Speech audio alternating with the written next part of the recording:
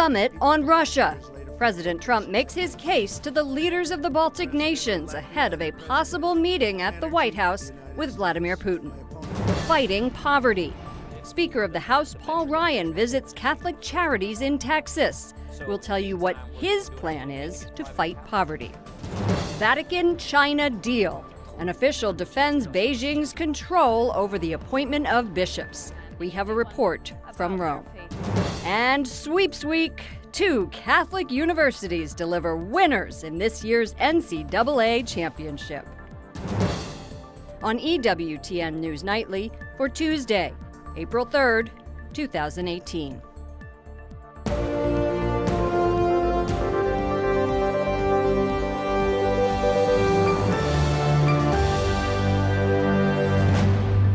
Good evening from Washington, D.C., and thank you to those of you joining us from around the world for news from a Catholic perspective. I'm Lauren Ashburn.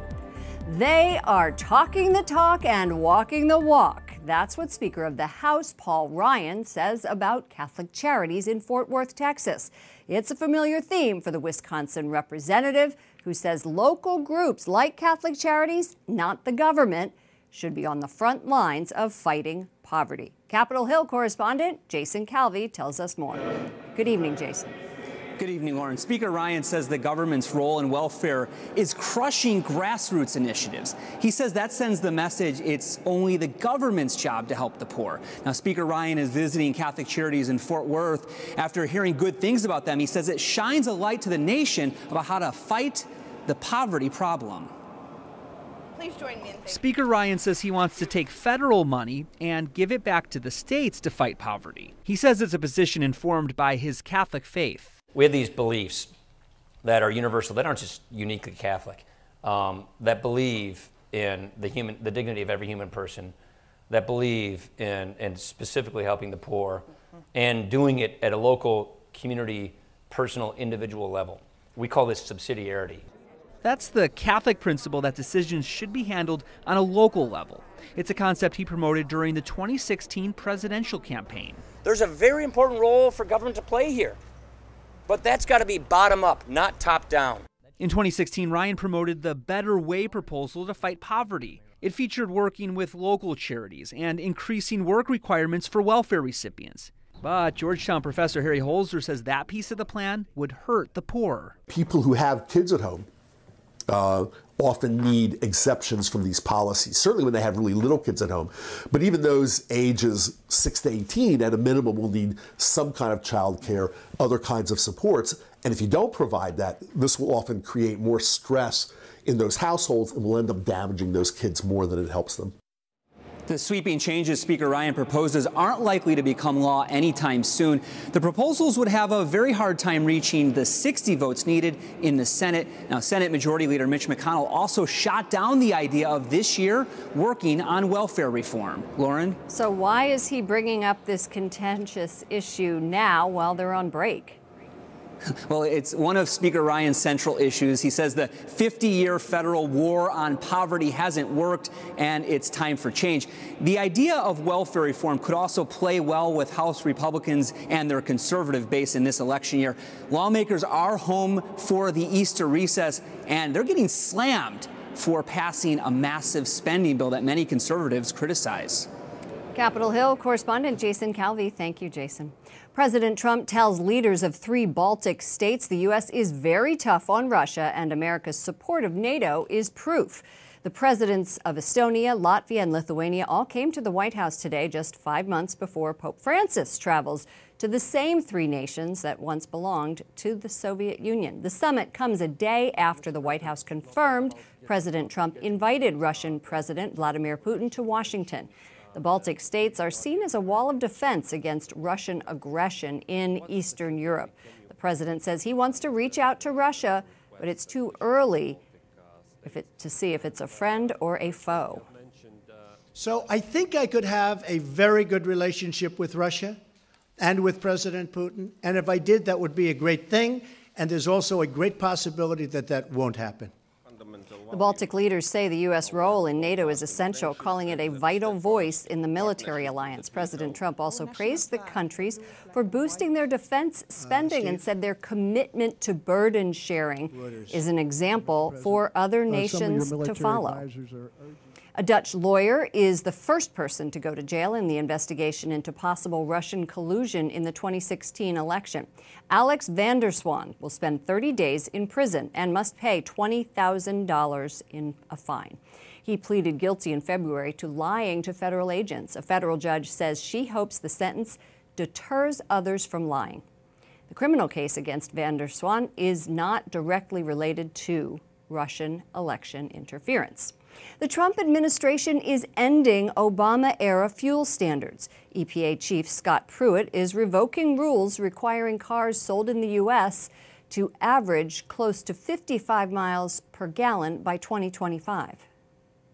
I'm here to announce that those standards that were set, that we are obligated to evaluate, I am determining that those standards are inappropriate and should be revised. Pruitt says the changes are because the cost to consumers was going to be high. He also says it was going to be tough for manufacturers to meet the goals. Automakers applaud the decision. Joining us now, Gabby Morangella, White House reporter for The Washington Examiner. Thank you so much for being here. Thanks for having me. Let's talk Baltic and Russia. The leaders from Lithuania, Estonia, Latvia were here. They're very concerned about Russian aggression. The White House is going to have a meeting with Vladimir Putin. What is going to happen? Well, we don't know what's going to happen in that meeting quite yet. We actually don't even know if the meeting's going to take place this year. I know that White House officials are trying to frantically schedule something because the president has said and obviously expressed a clear interest in wanting to meet with Vladimir Putin. And the Kremlin yesterday said that they were meeting. Right, and so they are trying to get something on the books by the end of this year, but obviously the president is currently preparing for that meeting with Kim Jong-un. He has a state visit, the first of his administration, with Emmanuel Macron next month, so there's a lot of foreign leaders. Shinzo Abe from Japan. A lot of summits happening between now and this spring and even this summer. So there's really no clear message then here between meeting with the Baltic states and then meeting with Vladimir Putin. Well, I assume that they probably put a lot of pressure on him today, if he does end up meeting with Vladimir Putin, to really address some of the issues that the U.S. is dealing with and that these Baltic states are dealing with in terms of Russian aggression in that region. This administration has sort of had a discrepancy between what the president does and what he says on Russia. Behind the scenes, they have been sanctioning Russia. They have been taking punitive actions against their occupation in Crimea. They have armed Ukrainian forces. They've done a lot, but it doesn't really mesh well with the president's rhetoric on Russia. He says he wants to have this relationship with Vladimir Putin that we haven't seen in decades between the U.S. and Russia. So I think that's one thing that would be really interesting to follow if they do end up meeting. The president is also tweeting, let's take a look at one of these tweets today, about Amazon. He said, "Am I right about Amazon costing the United States Post Office massive amounts of money for being their delivery boy? Amazon should pay these costs plus and not have them borne by the American taxpayer. Many billions of dollars. PO leaders don't have a clue." Or do they? Is this really about post office reform, or is this about his battle with Jeff Bezos, who also owns the Washington Post? I think it's probably more the latter. He has obviously had a lot of negative coverage in the Washington Post about him and about his administration, and so this is an easy target for him to go after Amazon's owner, Jeff Bezos, who happens to also own the Washington Post. But it's actually a really peculiar argument for a Republican president to be making. I mean, aside from the fact that this probably does have to do more with the fake news angle, he's wading into an argument in a free market. He's saying that, we need to have a level playing field, which is actually a phrase that he used in one of his tweets this week. And that really goes against conservative economic orthodoxy. When you're talking about different companies, the way that they manage things, the way that they boost competition, Amazon has really been a pioneer in many ways. And that's something that most Republican administrations would probably champion rather than criticize. And not to mention H2Q is coming down the pike. We have to see where Amazon's next headquarters is going to be. I don't think he wants it in Washington, D.C. Something tells me you're right on that one. Thank you so much, Gabby Morangella, White House reporter, Washington Examiner. Malaysia intercepts a boat with 56 Rohingya Muslim refugees on board. The group included 20 children. Officials say the religious minority will be given food, water, and medicine. More than 700,000 Rohingya have fled Myanmar over allegations of ethnic cleansing. Israel will not change its tough response to Palestinian protesters at its border. The country's defense minister says Israelis are allowed to defend their land. 18 demonstrators were killed last week. They were part of a group of hundreds who approached the border with firebombs and burning tires. Another mass protest is expected this Friday and more in the next 6 weeks. The demonstrations coincide with the 70th anniversary of Israel's founding as a country. China says it will, quote, fight to the end if the U.S. starts a trade war. The countries have slapped tariffs on each other's steel and aluminum imports. A foreign ministry spokesman says the problem could be solved through talks. Investors fear President Trump could approve possible higher tariffs. A Chinese official says restricting the Vatican's control over the appointment of bishops in China does not infringe on religious freedom. The comment comes amid historic negotiations between Beijing and the Holy See aimed at healing divisions. But critics say the Vatican is giving away too much. Currently, Vatican-appointed bishops are part of what's known as the underground church. It's not controlled by the Communist Party, and experts say it's in danger. With the agreement between China and the Vatican, the underground church will suffer a lot, because the agreement between the Holy See and Beijing guarantees the nomination of the bishops, of the official bishops, but doesn't guarantee at all that the unofficial bishop will be recognized by Beijing.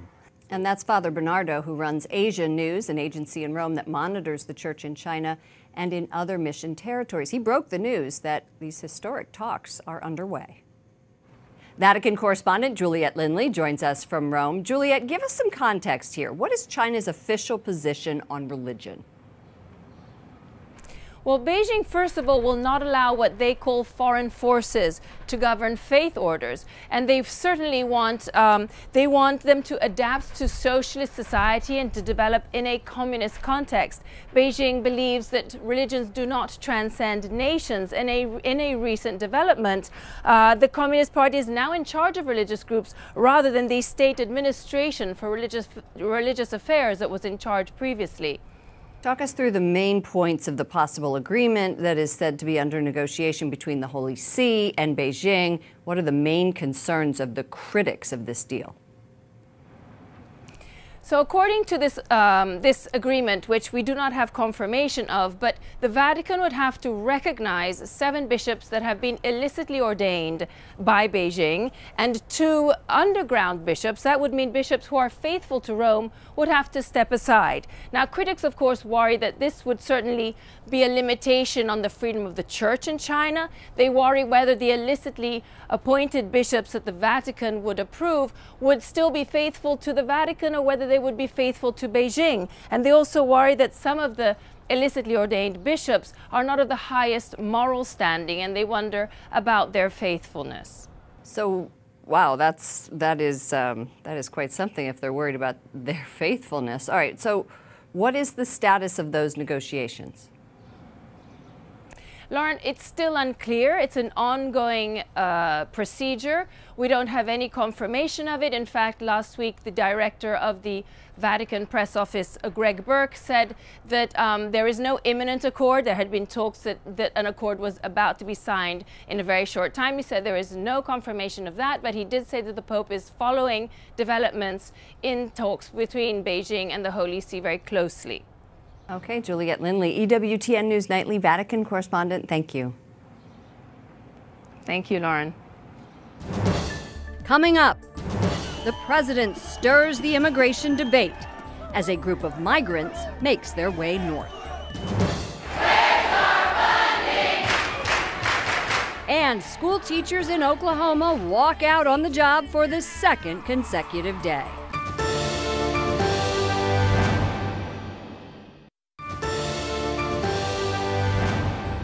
Hundreds of teachers cram into the Oklahoma's Capitol building for the second day of protests. They're demanding more money for the state's public schools. Where are my teachers in the house? Schools across the state have been closed again today because of the teacher walkout. Oklahoma Governor Mary Fallin signed legislation last week granting 15 to 18% salary increases for teachers. But the Sooner State still ranks 49th in average teacher salaries. The demonstrations in both Oklahoma and Kentucky this week were inspired by West Virginia protests, where teachers won a 5% raise. A caravan of Central American migrants marching to the U.S. border has been sidelined in Mexico. The group has angered President Trump, unleashing a tweet storm and public remarks today. I told Mexico very strongly, you're going to have to do something about these caravans that are coming up. And I just noticed that the caravan now, which is toward the middle of Mexico, coming up from Honduras, is breaking up very rapidly. That's because Mexico has very strong immigration laws, as we should have. We should have those laws. We don't have. Thousands of Central Americans from Honduras, El Salvador, and Guatemala have been fleeing violence and poverty in their countries. Joining me now is Alfonso Aguilar, president of the Latino Partnership for Conservative Principles and the former chief of the U.S. Office of Citizenship. Welcome to the program. Happy to be back. Boy, I would love to know what's in President Trump's mind right now when it comes to immigration. Hard to say. You have met with him. Is he going to put the National Guard, military on the U.S.-Mexico border? Well, it's possible, and it's not unprecedented.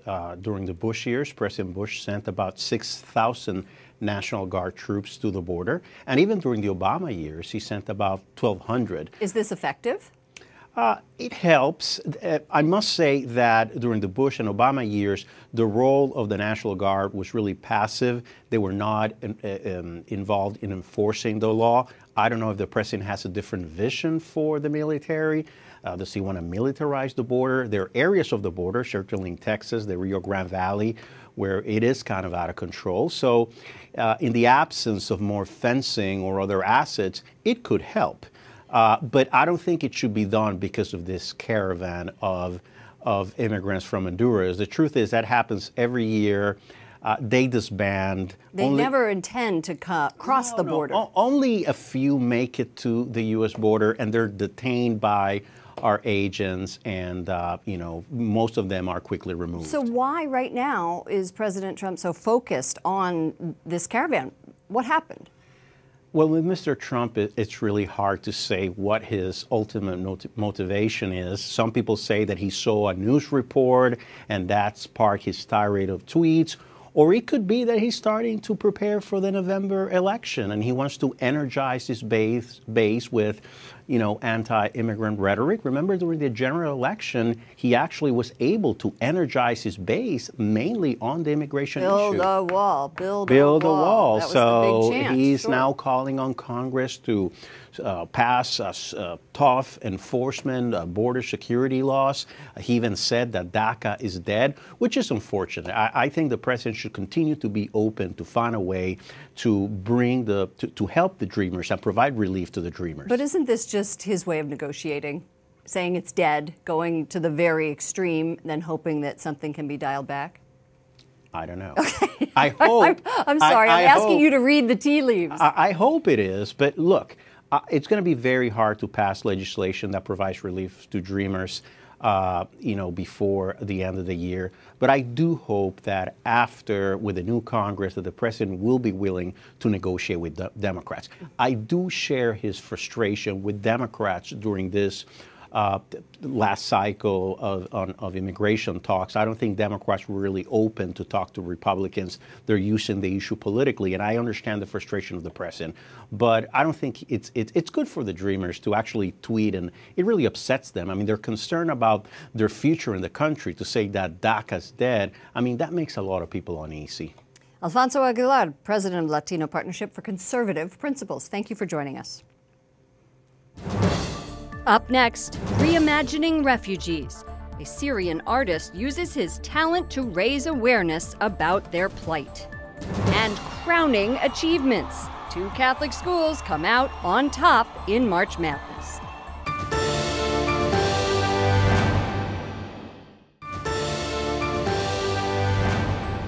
This Easter Sunday, Pope Francis condemned the carnage in Syria and called for the end to the civil war.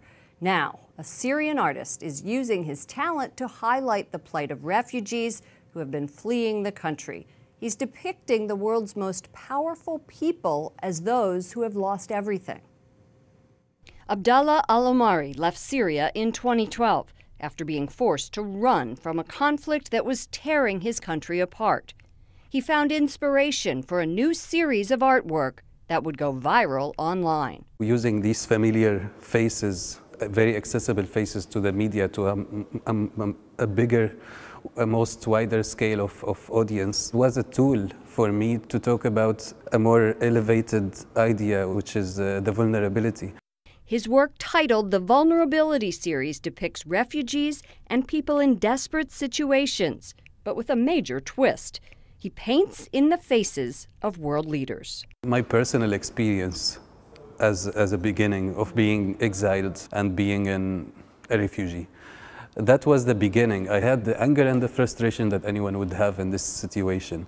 Omari claimed asylum in Belgium and now works from a studio in Brussels. One of his most powerful paintings was inspired by a photo that went viral in 2014. It shows people lining up for food in the Damascus district of Yarmouk, where Omari himself lived for the first 20 years of his life. These people were in the most horrible situation. They didn't have food to eat. They were eating grass. They were eating their pets, so they can survive. And it was the most apocalyptic image that you could see, that you wouldn't imagine this could happen in reality in the world. One of his current projects is a work he calls The Boat, a painting of a ship crammed full of refugees. But look closer and you notice a difference: the faces of Vladimir Putin, Theresa May, and Benjamin Netanyahu. The piece is being moved from gallery to gallery around the world, and Omari constantly updates with the faces of new world leaders. The idea is to point out that the political leaders are always changing, so the power is being inherited with the problems just being passed from one political leader to the other. Omari's art, he says, will continue as long as the world's problems persist. The Holy Father is calling for aid to be delivered to Syria's most needy. He also says world leaders need to push for fitting conditions so that Syrian refugees can return home. The UN estimates the total number is more than 5 million people. Astronomers using the Hubble Space Telescope have identified the most distant star ever observed. Icarus, as it is now known, is 9 billion light years from Earth. That means that the light from the images captured by Hubble was emitted 9 billion years ago and is just reaching our planet. Icarus is so far away from Earth that it previously wasn't visible. Astronomers are only able to see it now because of a gravitational pull of a huge neighboring galaxy cluster. Speaking of stars, Villanova fans all over the country are celebrating their team's win in the NCAA Men's Basketball Championship. It gives Catholic schools a clean sweep. Notre Dame picked up the women's crown. The Augustinian Catholic School Wildcats defeated Michigan Monday night, 79-62. It's their second title in 3 years.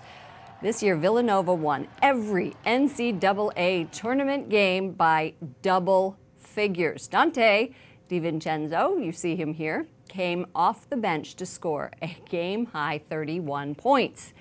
In honor of the win, the school canceled classes today.